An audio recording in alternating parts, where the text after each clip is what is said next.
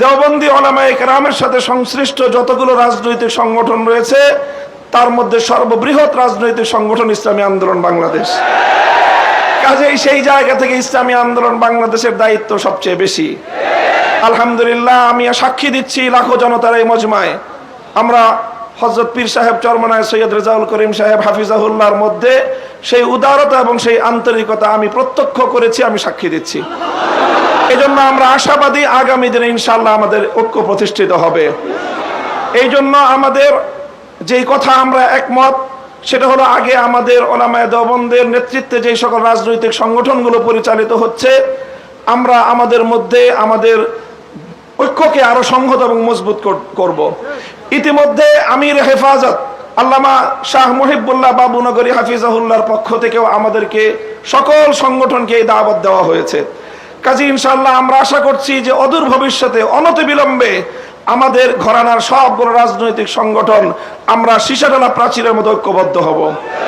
এরপরে বাংলাদেশে অপর তিনটি ইসলামী ধারাকেও রাজনীতির ক্ষেত্রে আল্লাহর জমিনে ইসলামী হুকুমত কায়েম করার জন্য তাদেরকেও আমরা তাদের কাছে দাওয়াত নিয়ে যাব ইনশাআল্লাহ।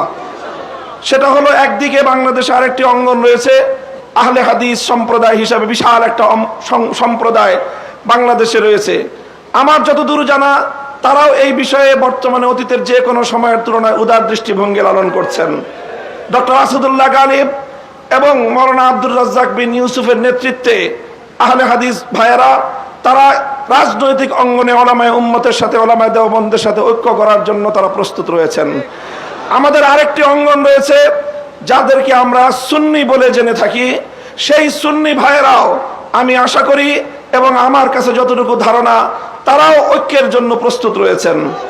তৃতীয় যে আরেকটি গ্রুপ রয়েছে জামায়াতে ইসলামী বাংলাদেশ, যারা দীর্ঘদিন ধরে রাজনৈতিক অঙ্গনে আল্লাহর জমিনে আল্লাহর আইন বাস্তবায়ন করার স্লোগান নিয়ে যারা কাজ করছেন তাদেরকেও আমরা উদাত্ত আহ্বান জানাবো এবং তাদের কাছে আমরা দাওয়াত নিয়ে যাব।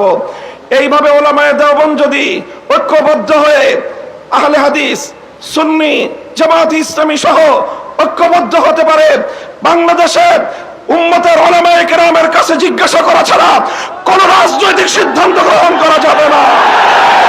বাংলাদেশ ইনশাআল্লাহ আল্লাহর নিজাম অনুযায়ী চলবে, কোরআনী শাসন বাস্তবায়ন হবে ইনশাআল্লাহ। সেই দিন আমরা দেখতে পাবো, আমাদের হায়াতে আমাদের জীবদ্দশায় দেখতে পাবো। আমি আশা করি আগামী নির্বাচন হবে আমাদের জন্য সেই ধরনের বৃহত্তর একটি ঐক্য জাতিকে উপহার দেওয়ার মোক্ষম সময়।